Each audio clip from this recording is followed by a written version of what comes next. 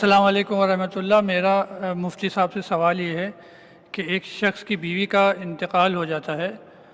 اور اس کا شوہر دوسری شادی کرتا ہے، تو وہ جو سوتیلی ماں ہے، پھر جب اس شوہر کا انتقال ہو جائے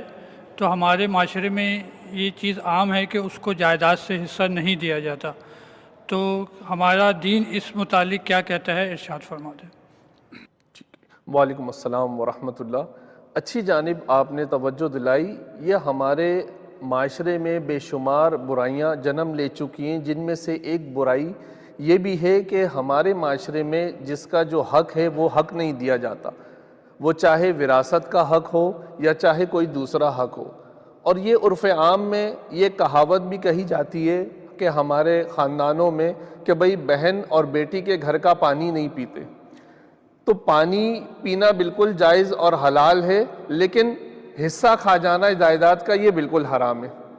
لیکن ہمارے یہاں یہ ہوتا ہے کہ یہ کہا جاتا ہے کہ بھئی بہن اور بیٹی کے گھر کا پانی نہیں پئیں گے لیکن حصہ کھا جائیں گے۔ تو اسی طرح جس طرح آپ نے سوال کیا کہ اولاد کا اس کا انتقال ہو گیا بیوی ماں کا، اور سوتیلی ماں کو اس کو بچے ایکسیپٹ نہیں کرتے،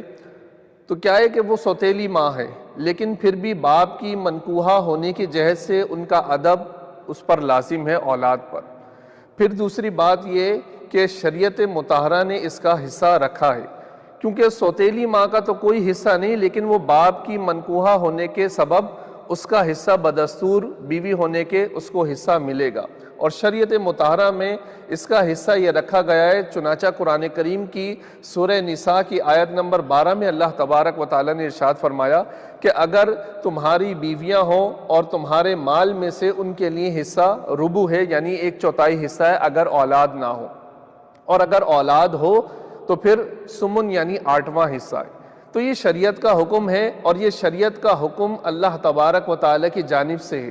یہ بندے کی جانب سے یا بندے کے اختیار میں نہیں ہے کہ کوئی بندہ دوسرے کو حصہ نہ دے، یہ رب تبارک و تعالیٰ نے اس پر لازم کیا ہے۔ تو باپ کی منکوحہ ہونے کے اعتبار سے اس کا حصہ اللہ تبارک و تعالیٰ نے جو ذکر کیا ہے، اولاد نہ ہونے کی صورت میں 1/4 حصہ ہے اور اولاد ہونے کی صورت میں 8واں حصہ ہے۔ اور پھر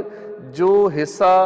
جو حق دوسروں کو نہیں دیتے، اس کے لیے شریعت مطہرہ نے کیا فرمایا کہ نبی صلی اللہ علیہ وآلہ وسلم نے ارشاد فرمایا کہ جو ناجائز طور پر ناحق طور پر کسی کی زمین 1 گز یا 1 بالش بھر بھی اس کو ناحق لے لے تو کل بروز قیامت اس 7 زمین کے طوق اس کے گلے میں ڈال دیے جائیں گے۔ تو لہٰذا اس چیز سے بچنا ضروری ہے، اور اس